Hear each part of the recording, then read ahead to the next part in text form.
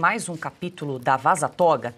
Um áudio revela como o juiz instrutor do ministro Alexandre de Moraes, Ayrton Vieira, usou de manobras ilegais para obter relatórios sobre críticos da corte durante as eleições de 2022.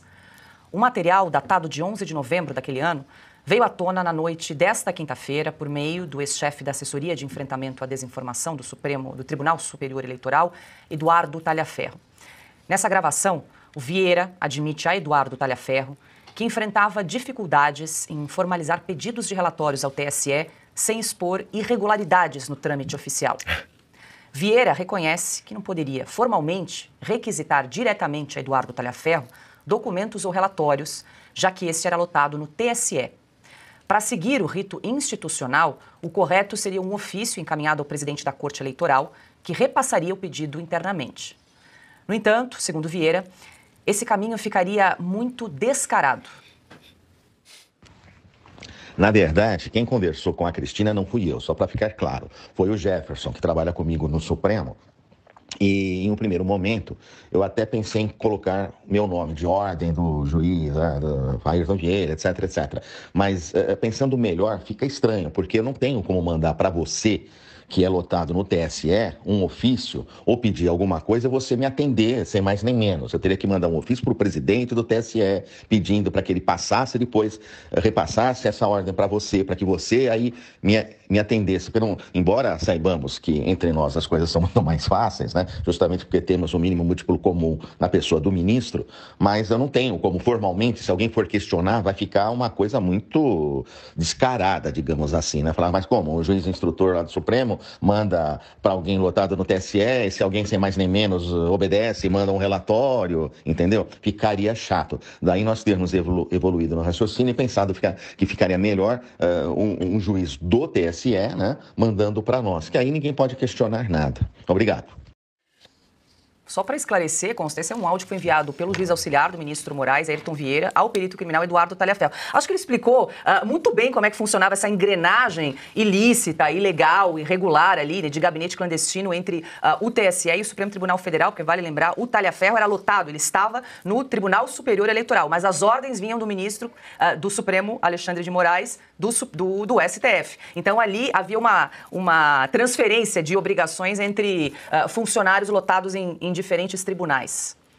A explicação do juiz Ayrton Vieira é super didática, não tem como não entender, né? E remete a outros casos que a gente sabe já também, da Vaza Toga, né? De que o Alexandre de Moraes mandava fazer alguma coisa e depois ele descobria qual selo ele ia usar, se ia ser o TSE ou se ia ser o STF. Quer dizer, ele usava isso como algo intercambiável, né? Se voto auditável e voto impresso não pode usar como sinônimo, senão leva pito da Carmen Lúcia, TSE ou STE dá no mesmo para Alexandre de Moraes. Isso é mais um caso de ilegalidade, de ilícitos cometidos pelo gabinete paralelo, pelo gabinete do ódio, a verdadeira milícia que Alexandre de Moraes montou ali no TSE/STF. Essas denúncias estão vindo à tona com provas, né, do telefone do Talhaferro, elas tinham que parar o país. Está furando um pouquinho a bolha da velha imprensa, um ou outro veículo está publicando, o Estadão publicou, pasmem, uma reportagem até séria mostrando as denúncias contra Alexandre de Moraes e seus abusos, né? A Globo ainda não tomou muito conhecimento do que está acontecendo, não. Mas isso era para ter parado o país. O caso envolvendo os empresários do grupo, do WhatsApp, que eu fazia parte, né, e que receberam Polícia Federal às 7 da manhã nas suas casas ou empresas, por nada, por uma coluna de fofoca do Guilherme Amado que o Alexandre de Moraes usou como única evidência para mandar a Polícia Federal e depois entrou numa máquina do tempo, retroagiu e disse que não era só aquilo, para criar embasamento falso para sua decisão. O mesmo Guilherme Amado que levou uma reportagem sua também, entre aspas, levou à prisão do Felipe Martins, porque viajou para os Estados Unidos e escafedeu-se. Isso tudo tem que ser investigado. Nós estamos lidando com uma quadrilha com vários cúmplices, vários vassalos, né, obedecendo ordens esquisitas de Alexandre de Moraes. Isso, em outros tempos, ia suscitar investigação da imprensa, dos órgãos competentes, ia parar o país. Agora, a gente está vendo o esforço de boa parte da velha imprensa para jogar debaixo do tapete essas denúncias.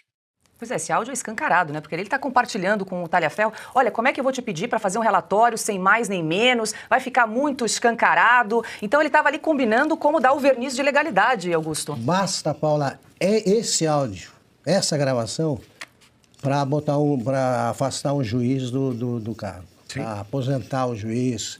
Basta isso aí. Em vez deles dar aquelas... Isso não é igual aquelas bobagens que eles falam ou apresentam, fingindo que se trata de alguma prova nesse teatrão que eles montaram em Brasília aí para condenar o ex-presidente Bolsonaro. Isso é seríssimo e basta. Tá lá, o cara está confessando um crime. É só tomar as providências determinadas aí por lei. É isso aí. Diga, Piotr. Com relação ao doutor Ayrton, o CNJ não vai se manifestar, porque o ministro do Supremo não pode ser investigado pelo Conselho Nacional de Justiça, mas o doutor Ayrton pode.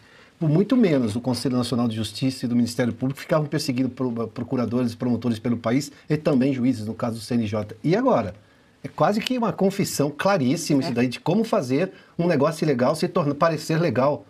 Veja só, e ele chama de o mínimo divisor comum. Temos entre nós o mínimo divisor comum, que seria o ministro Alexandre de Moraes na fala que ele tem com o Talhaferro. Agora, já que estamos falando de jornalistas aí estatizados, é bom lembrar que o Talhaferro ofereceu uma parte do material, que seria inédito também, à Veja, que não quis publicar, e eu falava...